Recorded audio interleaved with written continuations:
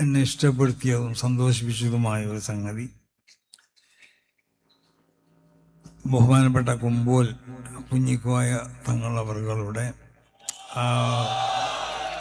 പ്രത്യേക ഒരു സാന്നിധ്യമാണ്. അല്ലാഹു സുബ്ഹാനഹു വ തആല ഇഷ്ടപ്പെട്ട ഒരു സംഘടനയാണ് സമസ്ത കേരള ജംഇയ്യത്തുൽ ഉലമ എന്നതിൻ്റെ പ്രകടനമാണ് ഇവിടെ നമ്മൾ കാണപ്പെടുന്നത്. കന്യാകുമാരിയിൽ നിന്ന് തുടങ്ങിയ യാത്ര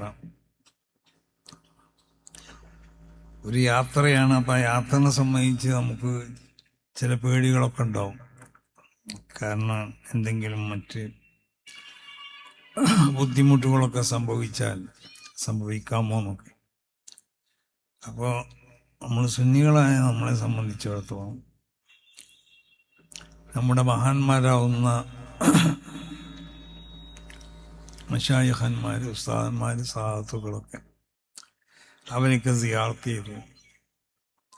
അതോടൊപ്പം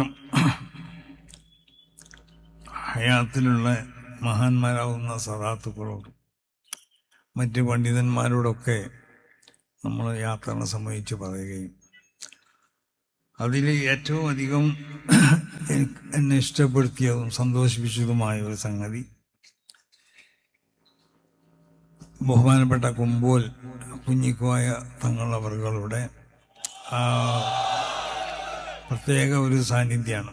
ഞാൻ പറഞ്ഞു, ഞങ്ങൾ സമ്മേളനത്തിന് വേണ്ടി നിശ്ചയിച്ച സ്ഥലത്ത് നിങ്ങൾ പോകണം, നിങ്ങളവിടെ പോയി ദുആ ചെയ്യണം എന്നൊക്കെ പറഞ്ഞു. മൂപ്പരോട് നേരിട്ട് പറഞ്ഞതല്ല, ഞാൻ വേറൊരാളോട് ഏൽപ്പിച്ചതാണ് ഞാൻ പോയി പറയാൻ വേണ്ടി.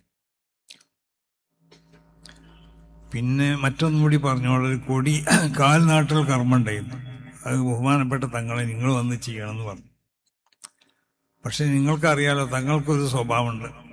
തങ്ങൾ ആളുകളെ മുന്നിലൊന്നും അങ്ങനെ പ്രത്യക്ഷപ്പെടൂല. ഇപ്പോൾ വന്നിട്ട് അവിടെ വണ്ടിയിലിരുന്നു. 5 അരി തങ്ങളും കൊണ്ട് പറഞ്ഞയച്ചു.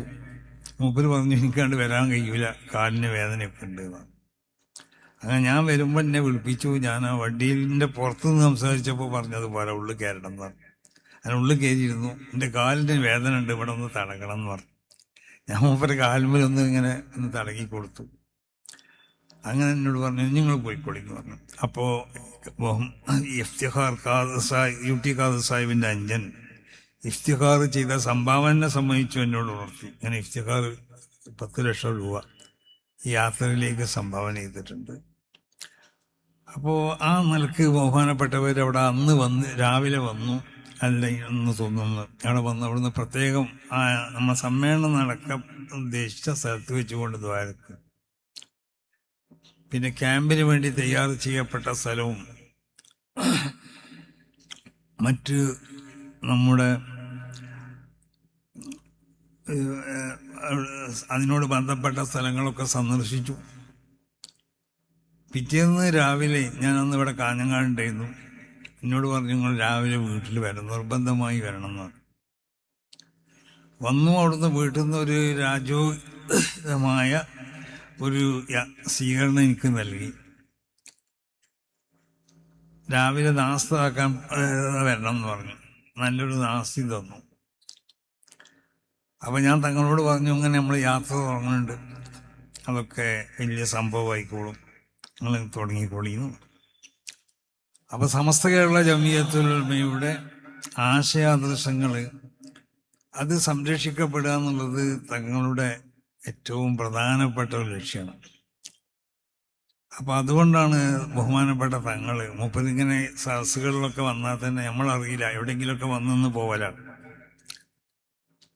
അവരുടെ സാന്നിധ്യം അറിയിക്കും. ഇന്നിവിടെ വന്നു, ഇത് കണ്ട് സന്തോഷിച്ചു, ഭയങ്കര സന്തോഷം രേഖപ്പെടുത്തി. അപ്പം ഞാൻ പറഞ്ഞു, നിങ്ങൾ ഇങ്ങനെ ഇരുന്നാൽ പറ്റില്ല, അല്ല നമ്മളുടെ കുഞ്ഞിൽ സമ്മേളനത്തിന് നിങ്ങൾ വരണം, സ്റ്റേജിൽ ഇരിക്കണം എന്നൊക്കെ പറഞ്ഞിട്ടുണ്ട്. അത് ഉണ്ടാവില്ലെന്ന് എനിക്കറിയില്ല, മൂപ്പരങ്ങനെ വരില്ല എന്നുള്ളത്. ഏതായാലും അന്ന് ഞാൻ അവിടെ ഉണ്ടാവും എന്ന് പറഞ്ഞിട്ടുണ്ട്. കുഞ്ഞിൽ സമ്മേളനത്തിൽ ഞാൻ അവിടെ ഉണ്ടാവും. അപ്പോൾ ഇവര് ബഹുമാനപ്പെട്ട അവരണിയിച്ചതാണ് ഈ ഷർട്ട്, ഈ തലീകെട്ടും. അവരഞ്ചൻ